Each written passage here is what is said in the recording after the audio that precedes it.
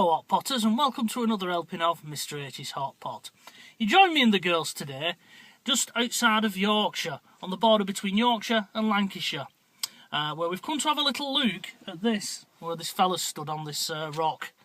Now, it's a bit windy out there, so what I'm going to do with this one is I'm going to say hello to you from in the car so the wind doesn't get down the camera, and then we're going to have a walk round it, and then I'll come back afterwards and say goodbye to you. Now, just a quick little bit of history with this rock. There used to be 4 in the locality. This one's known as Great Rock of Fourstones. And there's lots of stories. The old myth is that the devil came and placed these here, but in reality, probably a glacier moved the rock there. And the other 3 was supposedly stolen by the devil. But probably what happened there is they was taken and used for primitive tools. Now, tribes used to go and meet in these 4 stones, and, you know, they would sort out the tribal business, both tribes from Lancashire and from Yorkshire. We'll go now and have a quick little look at this stone, shall we?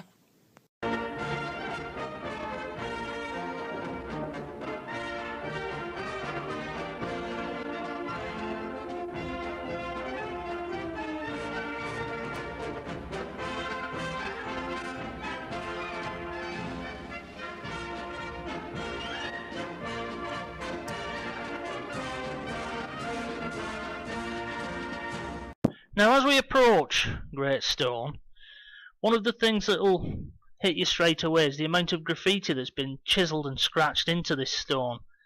Some of it apparently dates back to the 1600s, and who knows, Cromwell's soldiers may have even scraped the name in. That's a rather ornate one there by Metcalfe, whoever he or she is. Bill 99 and J.I. there, I think they just scratched that in with an old nail. Lots of graffiti, and as we slowly make our way around this stone, we can actually see how weathered it has been, you know, being stuck up here on these moors all these years. They reckon that the glacial ice age actually pushed it here, and there was 3 other ones that got pushed into this area as well. But those 3 are now missing. There's only the divots in the ground to mark where they've been. They reckon that they was used to make early primitive tools and broken up, or they may have simply been shifted as foundation stones for buildings.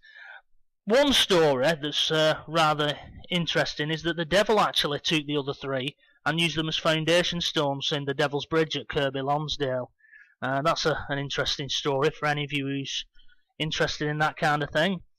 You can actually see the rock formations and faults in this rock as we slowly make our way around to the front, where there's a stone staircase that's been chiselled into it. They don't know who did it, when it was done, or why it was done. Judging from the bottom steps there, which are quite worn away, it looks like the rainwater has washed them away, so they've probably been there quite a good while, probably pre-1800s, who knows. We'll slowly make our way to the staircase, and I'll climb to the top in a bit and have a little look from the top. As you can see here from the top, there's grooves and channels that's been worn in by the weather, and there's 3 rather strange holes that's been drilled into it.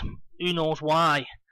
There's a great view from up here, although it's a bit windy today, and you can see right out over the moors there.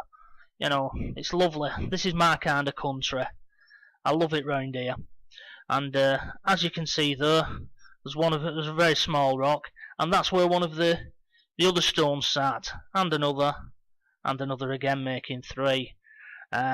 If you want to believe that the devil came across this moor and took them one night, hey, oh, it's a story, isn't it?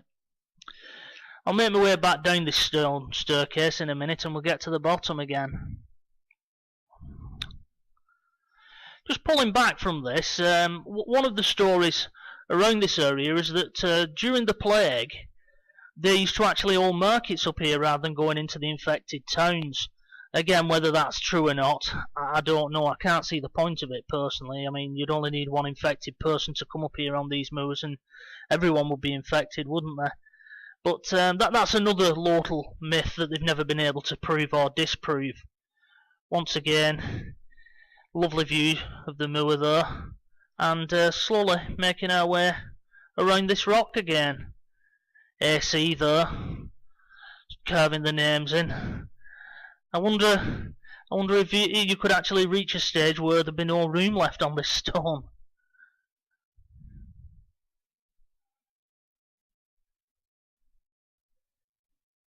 Well, there we have it. That was Great Stone of Fourstones. It's a bit cold now, so I'm going to get back to the car. Rosie there mooching about. Right, we're back in the car now. It's absolutely freezing out there and very, very windy. But anyway, we made it. No, so there we have it. That was Great Stone of Fourstones. It's just outside the town of High Bentham, if anybody wants to come up here. I don't think I would personally want to be holding meetings where those 4 stones was. But there we have it. Anyway, hopefully you'll join us soon on another location when me and the girls will be pottering about somewhere. We'll find somewhere to go and have a look at. But until then, bye-bye for now.